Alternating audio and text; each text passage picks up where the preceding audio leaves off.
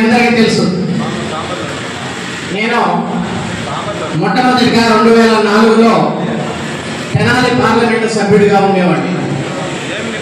అప్పుడు గుంటూరు జిల్లాలో 5 నియోజకవర్గాలు ఉంటే కృష్ణా జిల్లాలో అవనిగట్ట, నిడుమూరు అనేటువంటి 2 నియోజకవర్గాలు ఉన్నాయి. నిడుమూరు నియోజకవర్గంలో ఇప్పుడు పామర నియోజకవర్గం ఏదైతే ఉందో అప్పుడు నిడుమూరు నియోజకవర్గంలో పెద్దల పాటూరు రామయ్య గారితో కలిసి నేను ఇద్దరం గెలుపొందాం. ఆయన ఆ రోజు కమ్యూనిస్ట్ పార్టీగా ఉండేవారు. అప్పుడు నాకు ఇప్పుడు ఉన్నటువంటి పామర నియోజకవర్గంలో 3వ మండలం అనేటువంటి మండలం నాకు ప్రతి ఒక్కరు కూడా గత 20 సంవత్సరాల నుంచి పరిచయం అయినటువంటి కార్యకర్తలు. ఇప్పటికీ కూడా ప్రతి ఒక్క కార్యకర్త నా టెలిఫోన్ నెంబర్ వాళ్ళకి నోటితోడు తెలుసు, ఈవెన్ ఫీడ్లో తెలుసుకోవాల్సినటువంటి అవసరం లేదు. ఆ రకంగా 2004 నుంచి కృష్ణా జిల్లాతోటి మరి ముఖ్యంగా అవనిగడ్డ, నిడుమూరు నియోజకవర్గం, 3 మండలాలతో కూడా నాకు పరిచయం అయింది.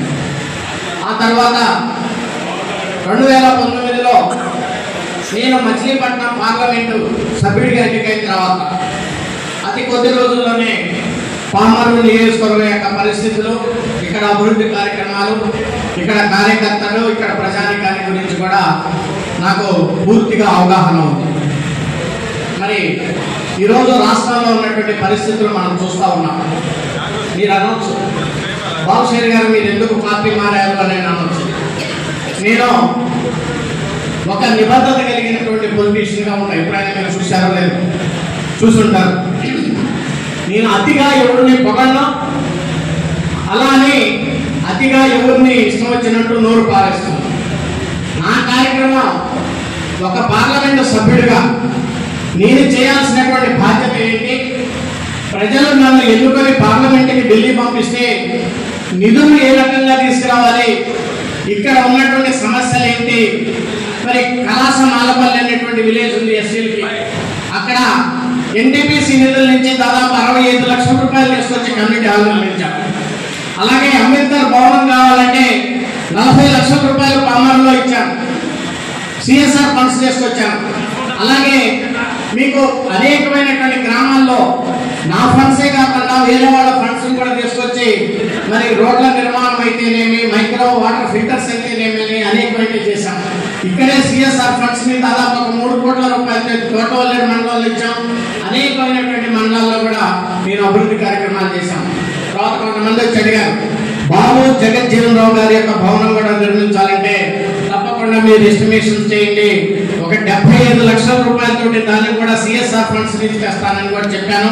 తప్పకుండా ఆ మాట మీద నిలబడి మరి బాబు జగజ్జీవన్ రావు గారి యొక్క భవనాన్ని కూడా నిర్మిస్తామని కూడా ఈ సందర్భంగా మీకు మనం చేస్తాం. దాన్ని దృష్టిలో పెట్టుకొని ఇంక్లూడింగ్ ల్యాండ్ ఎక్విజిషన్ తో సహా కేంద్ర ప్రభుత్వం నిధులు తీసుకొచ్చి ఈ రోజు గుడివాడలో ఫ్లైఓవర్ని అది శరవేగంగా నడుస్తుందంటే అది నేను ఒక పార్లమెంట్ సభ్యుడిగా మీ దీవెనలో ఉండబట్టి నేను చేయగలిగాను అనేటువంటి విషయాన్ని కూడా ఈ సందర్భంగా నేను మాట్లాడతాను. ఇంకా చేసుకోవాల్సినటువంటి పనులు చాలా ఉన్నాయి. ఇందాక చాలా మంది పెద్దలు చేసి ఈ గుడివాడ మాణికొండ రోడ్డు గురించి కూడా అడిగారు. తప్పకుండా నేను పార్లమెంటు సభ్యుడు, అలాగే కుమార్ రాజా గారు శాసనసభ్యులు అయిన తర్వాత మరి ఇలాంటి రోడ్ల విషయాల్లో ఒక ప్రత్యేక దృష్టి పెడదాం, నియోజకవర్గ అభివృద్ధిని గురించి ఆలోచిద్దామని చెప్పి సందర్భంగా మీకు మనం చేస్తా ఉన్నాను. మీరు చాలా ఎలక్షన్స్ చూశారు, చాలామంది ముఖ్యమంత్రులను చూస్తుంటారు. రోసి గారిని చూశారు, రాజశేఖర రెడ్డి గారిని చూశారు, పెద్దలు ఎన్టీ రామారావు గారిని చూశారు, చంద్రబాబు నాయుడు గారిని చూశారు, అంతకుముందు నిద్రమల్లి జనార్దన్ రెడ్డి గారిని చూశారు. ఈ రకమైనటువంటి రాజకీయాలు ఈ రాష్ట్రాల్లో ఇప్పుడు లేవు.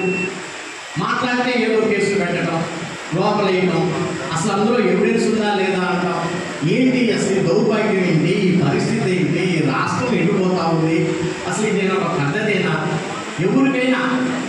ఎవరికైనా రాజకీయం అనేది శాశ్వతం కాదు అనేటువంటి విషయాన్ని మనం గుర్తు చేసుకోవాలి. పెద్దలు ఓడిపోయారు. కామరాజ్ గారు అని చెప్పేసి కామరాజ్ నాడార్ గారని ఈ ప్రపంచంలోనే ఒక గొప్ప పొలిటీషియన్, తమిళనాడులో ముఖ్యమంత్రిగా చేశాడు. ఆయన రాసిచ్చినటువంటి ఆస్తి ఈరోజు 5,000 కోట్ల రూపాయల ఆస్తి. ఆయనకి భార్య పిల్లలు ఎవరు లేరు. ఆయన రాసిచ్చినటువంటి ఆస్తి ఏ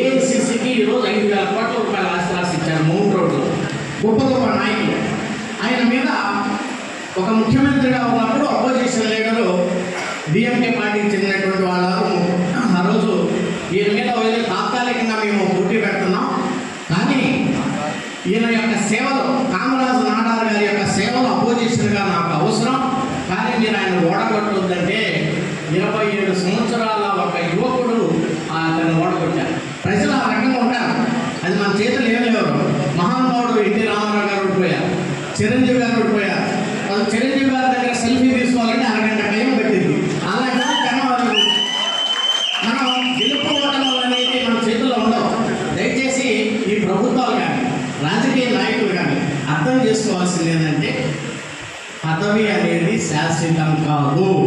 అది చాలామంది మనం చూసాం, పెద్ద పెద్ద నాయకులను చూసాం. కానీ దౌర్భాగ్యం ఏంటంటే ఇష్టం వచ్చినట్లు ప్రవర్తించి మీరు అవతల వాళ్ళకి మెజారిటీలు పెంచడం తప్పితే మీరు చేయగలిగేటువంటిది విషయం ఏమీ లేదు అనేటువంటి విషయాన్ని కూడా ఈ సందర్భంగా మీకు మనం చేస్తాను. ఇందాక సోదరుడు కుమార్ రాజా గారు చెబుతున్నారు, కొంతమందికి రాత్రిపూట 10 గంటలకి 12 గంటలకు వచ్చి ఇల్లు చెక్ చేస్తున్నారండి కొంతమంది తెలుగుదేశం నాయకులు. ఏం పని అంటే ఏముంటాయి, ఏం పని పోలీసులకి, ఏం పని అంటే ఇదేమన్నా న్యాయమా? అధికారం పవరు అనేది అంత తలనెత్తనెక్కకూడదు. మనం వేరే కంట్రీలో చూస్తూ ఉంటాం, ఇటలీలోనో, ఫ్రాన్స్లోనో, లండన్లోనో ఒక ప్రధానమంత్రిగా పనిచేసేటువంటి వ్యక్తి ఈ రోజుగా ఉంటే ఆయన దిగిపోతే మరుసటి రోజు కాలేజీకి పోయి పాఠాలు చెప్పుకుంటుంటారు.